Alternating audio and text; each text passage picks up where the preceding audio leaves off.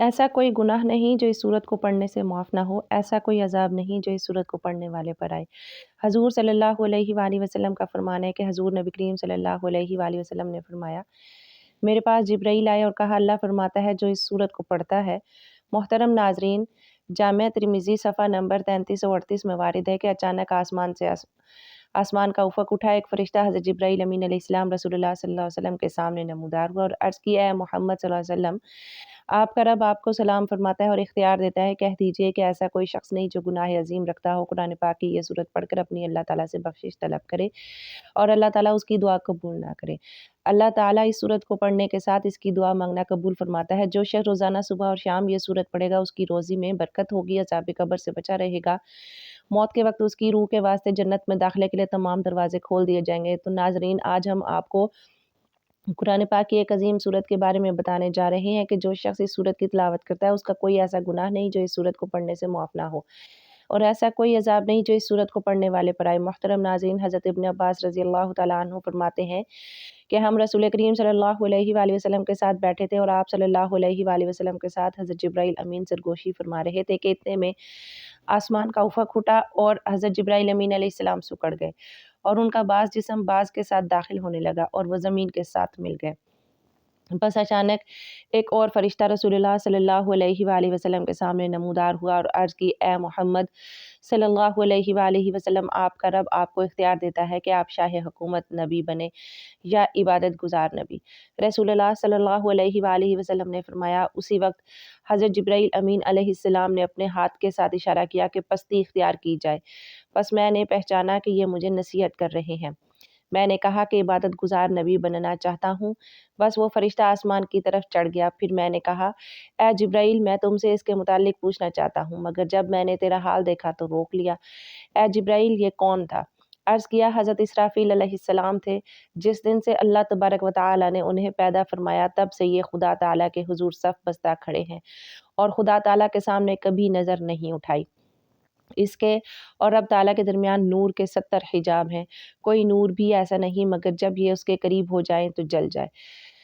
لوح محفوظ اس کے سامنے ہے، جب اللہ تعالیٰ آسمان میں یا زمین میں کسی کا حکم دیتے ہیں تو لوح محفوظ بلند ہو جاتا ہے۔ بس یہ اپنی پیشانی کو حرکت دیتے ہیں اور اس میں نظر کرتا ہے، اگر تو وہ حکم میرے متعلق ہو تو یہ مجھے حکم دیتا ہے، اور حضرت میکائیل علیہ السلام کے متعلق ہو تو اسے حکم دیتا ہے، اور اگر ملک الموت حضرت اسرائیل علیہ السلام کے متعلق کوئی پیغام ہو تو اسے حکم دیتا ہے۔ نبی کریم صلی اللہ علیہ وآلہ وسلم نے فرمایا کہ حضرت میکائیل علیہ السلام کس کام پر مامور ہیں؟ عرض کیا، نباتات پر۔ میں نے کہا کہ ملک الموت کس کام پر مقرر ہیں؟ عرض کیا کہ روح قبض کرنے پر۔ حضرت جبرائیل امین علیہ السلام نے عرض کی کہ میں نے گمان کیا کہ حضرت اسرافیل علیہ السلام کے اترنے کے متعلق کہ قیامت قائم ہونے کا وقت آن پہنچا ہے، اور آپ نے جو میرا حال دیکھا تھا یہ قیامت کے قائم ہونے کے خوف سے تھا کہ شاید حضرت اسرافیل علیہ السلام آپ صلی اللہ علیہ وآلہ وسلم کے پاس قیامت قائم ہونے کی اطلاع دینے کے لیے نازل ہوئے ہیں۔ ایک شخص حضرت علی رضی اللہ تعالیٰ عنہ کے پاس آیا اور اس نے حضرت علی رضی اللہ تعالیٰ عنہ سے ایک بہت ہی عجیب سوال کیا۔ اس نے کہا، کیا اللہ تعالیٰ کے پاس اتنی قدرت ہے کہ دنیا کو چھوٹا کیے بنا اور انڈے کو بڑا کیے بنا پوری دنیا کو انڈے میں ڈال دے؟ حضرت علی رضی اللہ تعالیٰ عنہ اس کا سوال سن کر بہت مسکرائے اور فرمایا، اے بندہ خدا، تو کہہ رہا ہے کہ کیا اللہ پاک ایسا کر سکتا ہے، مگر اللہ نے ایسا کر دیا ہے، مگر تجھے خبر نہیں۔ وہ شخص بہت حیران ہوا اور کہہ اٹھا، وہ کیسے؟ حضرت علی رضی اللہ تعالیٰ عنہ نے فرمایا کہ تمہاری آنکھ میں جو گول سا موتی ہے وہ تو انڈے سے بھی چھوٹا ہے، مگر اس سے تم پوری دنیا دیکھ سکتے ہو، کیا ایسا نہیں ہے؟ اس نے کہا کہ ایسا ہی ہے۔ حضرت علی رضی اللہ تعالیٰ عنہ نے فرمایا کہ اللہ تعالیٰ نے آنکھ میں پوری دنیا بند کر دی ہے، وہ ہر چیز پر قدرت رکھتا ہے۔ ایک عورت امیر المؤمنین عمر بن خطاب رضی اللہ تعالیٰ عنہ کے پاس آئی اور کہا کہ میں نے اپنے شوہر سے زیادہ اچھا کوئی مرد نہیں دیکھا، رات بھر عبادت کرتا ہے، نماز پڑھتا ہے اور اللہ کی پاکی بیان کرتا ہے، اور دن بھر نفلی روزہ رکھتا ہے۔ چنانچہ حضرت عمر فاروق رضی اللہ تعالیٰ عنہ نے اس کے مرد کی تعریف کی اور دعائیں دی، اور وہ شرما کر جانے لگی۔ تو حضرت عمر رضی اللہ تعالیٰ عنہ کے پاس بیٹھے حضرت کعب رضی اللہ تعالیٰ عنہ نے کہا کہ دراصل اس عورت نے آپ تک اپنے خاوند کی شکایت پہنچائی ہے کہ آپ اس کے شوہر سے اس کا حق دلائیں۔ حضرت عمر فاروق رضی اللہ تعالیٰ عنہ نے بات کی تہہ تک پہنچتے ہوئے حضرت کعب رضی اللہ تعالیٰ عنہ سے ہی فیصلہ کروانے کو کہا، تو انہوں نے کہا کہ اس کے شوہر کو اگر نفلی عبادت کا شوق ہے تو وہ رات دن نفلی عبادت کے لیے رکھے، اور ایک دن اور رات اس پر اس کی بیوی کا حق ہے۔ حضرت عمر فاروق رضی اللہ تعالیٰ عنہ اس فاصلے سے بہت خوش ہوئے اور ان کو بصرہ کا قاضی مقرر فرما دیا۔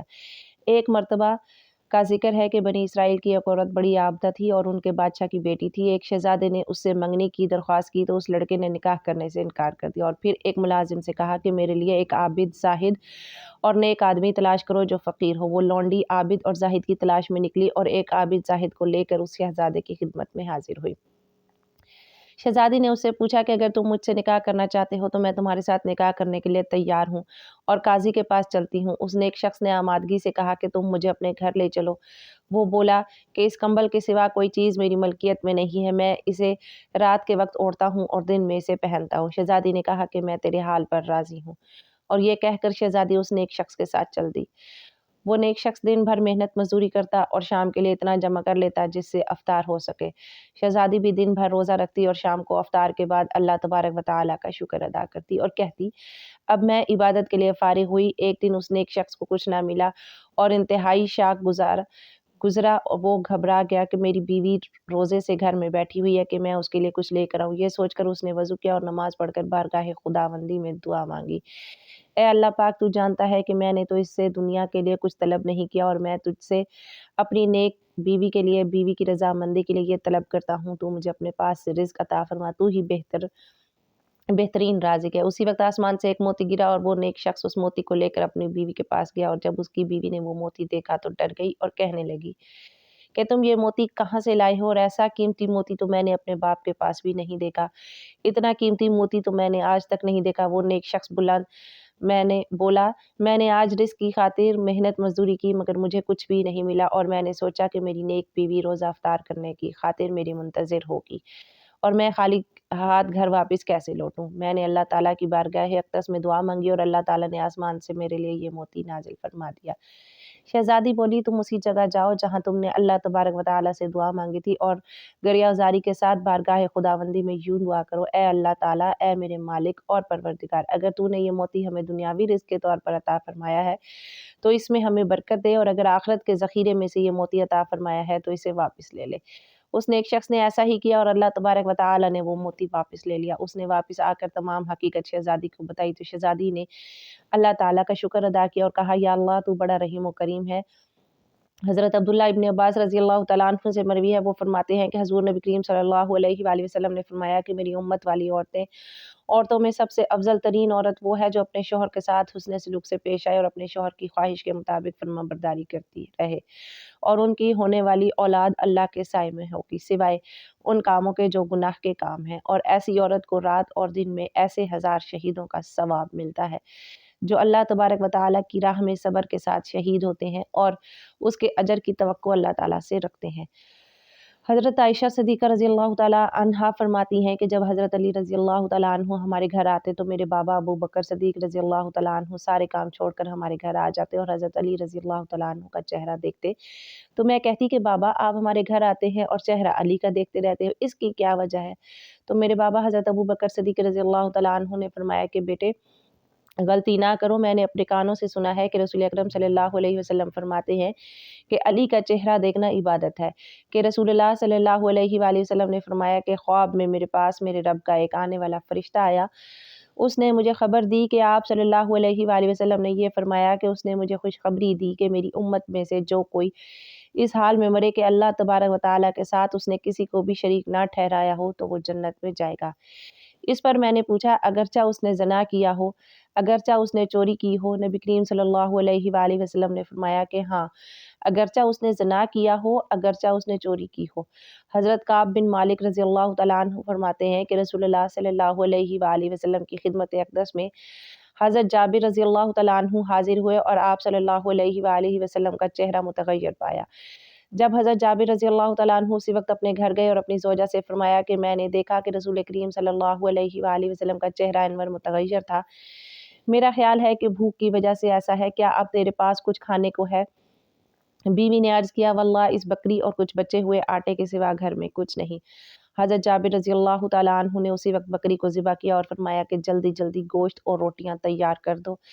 جب کھانا تیار ہو گیا تو ایک بڑے پیالے میں رکھ کر حضور اقدس صلی اللہ علیہ وآلہ وسلم کی خدمت اقدس میں کھانا حاضر کر دیا۔ بس حضور نبی کریم صلی اللہ علیہ وآلہ وسلم نے فرمایا کہ اے جابر اپنی قوم کو جمع کرو۔ فرماتے ہیں کہ میں اپنی قوم کو لے کر حضور نبی کریم صلی اللہ علیہ وآلہ وسلم کی خدمت میں حاضر ہوا۔ آپ نے فرمایا کہ ان لوگوں کو الگ الگ ٹولیاں بنا کر میرے پاس بھیجتے رہو۔ اس طرح وہ ٹولیاں بنا بنا کر کھانے لگے۔ جب ایک ٹولی سیر ہو کر کھا لیتی، جی بھر کر کھا لیتی، تو دوسری ٹولی آ جاتی، کھانا کھانے کے لیے، وہ بھی سیر ہو کر کھا لیتی، یہاں تک کہ سب نے کھانا کھا لیا اور برتن میں کھانا جوں کا توں بلکہ پہلے سے بھی زیادہ موجود تھا۔ جبکہ صحابہ اکرام رضوان اللہ علیہ مجمعین کھانا کھانے لگے تو آپ صلی اللہ علیہ وآلہ وسلم نے فرمایا کہ کھانا کھاؤ مگر ہڈیاں نہ توڑنا۔ پھر آپ نے ہڈیوں کو جمع فرمایا اور ان پر ہاتھ مبارک رکھا اور کچھ پڑھا جسے میں نے سنا۔ وہ بکری کان جھاڑتے اٹھ کھڑی ہوئی۔ آپ صلی اللہ علیہ وآلہ وسلم نے فرمایا کہ اے جابر اپنی بکری لے جاؤ۔ حضرت جابر رضی اللہ تعالیٰ عنہ فرماتے ہیں کہ میں اپنی بکری لے کر اپنی بیوی کے پاس آیا تو وہ بولی یہ کیا ہے؟ میں نے کہا کہ واللہ یہ ہماری وہی بکری ہے جس کو ہم نے ذبح کیا تھا۔ حضور اقدس صلی اللہ علیہ وآلہ وسلم کی دعا سے حق تعالیٰ نے اس بکری کو زندہ کر دیا ہے۔ یہ سن کر حضرت جابر رضی اللہ تعالیٰ عنہ کی بیوی نے کہا کہ میں گواہی دیتی ہوں کہ حضور نبی کریم صلی اللہ علیہ وسلم اللہ کے سچے رسول ہیں۔ جب حضرت جابر رضی اللہ تعالیٰ عنہ نے بکری کو ذبح کیا تو ان کے دو چھوٹے صاحبزادے بھی وہاں موجود تھے جو بکری کو ذبح ہوتے ہوئے دیکھ رہے تھے۔ جنہوں نے بکری ذبح ہوتی دیکھی تو وہ دونوں چھری لے کر چھت پر گئے۔ بڑے بیٹے نے چھوٹے بھائی سے کہا کہ آؤ میں تمہارے ساتھ ایسا ہی معاملہ کروں جیسے ہمارے والد گرامی نے کیا، اور گلے پر چھری چلا دی اور نادانی میں اس کو ذبح کر دیا اور اس کا سر تن سے جدا کر دیا۔ جیسے بچوں کی ماں نے اس منظر کو دیکھا تو وہ فوراً بھاگی اور بڑا بچہ ڈر کر بھاگا اور وہ خوف سے چھت سے گرا اور مر گیا۔ حضرت جابر رضی اللہ تعالیٰ عنہ کی زوجہ نے دونوں بچوں کے لاشوں کو اٹھایا اور اندر لا کر رکھ دیا، اس خیال سے شور اور واویلا نہ کیا کہ کہیں اس سے نبی کریم صلی اللہ علیہ وآلہ وسلم پریشان نہ ہو اور یہ دعوت بے وضاح نہ ہو جائے۔ نہایت ہی صبر و استقلال کے ساتھ بچوں پر کپڑا ڈال دیا، اس بارے میں کسی کو بھی نہ بتایا، حتیٰ کہ حضرت جابر رضی اللہ تعالیٰ عنہ کو بھی نہ بتلایا۔ اگرچہ دل صدمے سے نڈھال اور خون کے آنسو رو رہا تھا مگر اس کے باوجود چہرے پر کوئی پریشانی نہ تھی بلکہ چہرے کی تازگی کو برقرار رکھا اور کھانا پکایا۔ جب رسالت مآب حضور اقدس صلی اللہ علیہ وسلم تشریف لائے، کھانا تیار کیا گیا تو اس وقت حضرت جبرائیل امین علیہ السلام حاضر خدمت ہوئے اور عرض کیا یا رسول اللہ صلی اللہ علیہ وسلم، حضرت جابر رضی اللہ تعالیٰ عنہ کو حکم دیں کہ وہ اپنے صاحبزادے کو بلا لیں تاکہ وہ بھی آپ صلی اللہ علیہ وآلہ وسلم کے ہمراہ کھانا کھانے کا شرف حاصل کریں۔ آپ صلی اللہ علیہ وآلہ وسلم نے فرمایا کہ اے جابر اپنے فرزند کو فوراً بلا لو۔ حضرت جابر رضی اللہ تعالیٰ عنہ فوراً باہر تشریف لائے اور اپنی زوجہ محترمہ کو فرمایا کہ بچوں کو بلا لاؤ تاکہ حضور اقدس صلی اللہ علیہ وآلہ وسلم کے ساتھ کھانا کھائے۔ انہیں حضور اقدس صلی اللہ علیہ وآلہ وسلم بلا رہے ہیں۔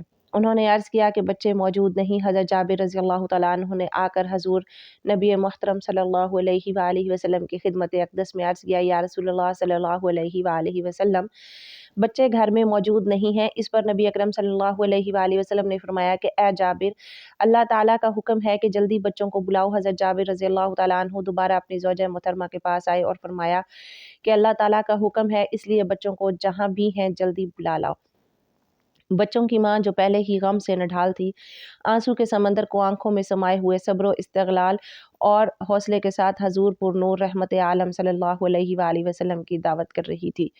اس نے جب یہ سنا تو آنسوؤں کا وہ سمندر جو بڑی مشکل سے رکا ہوا تھا وہ آنکھوں سے چھلک پڑا اور روتے ہوئے عرض کیا کہ میں اب اپنے بچوں کو نہیں بلا سکتی۔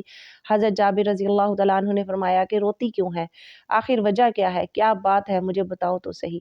غموں سے نڈھال ماں حضرت جابر رضی اللہ تعالیٰ عنہ کو کمرے کے اندر لے گئی اور دونوں شہزادوں کی لاشوں سے چادر ہٹائی اور عرض کیا کہ یہ کب کے اس دنیا سے جا چکے ہیں۔ میں تو آپ صلی اللہ علیہ وآلہ وسلم کے آرام کی خاطر بڑے حوصلے اور صبر سے یہ سب کچھ برداشت کر کے خدمت نبی اکرم صلی اللہ علیہ وسلم سے اپنی آخرت سنوار رہی تھی تاکہ دعوت کا جو پروگرام ہے وہ خراب نہ ہو۔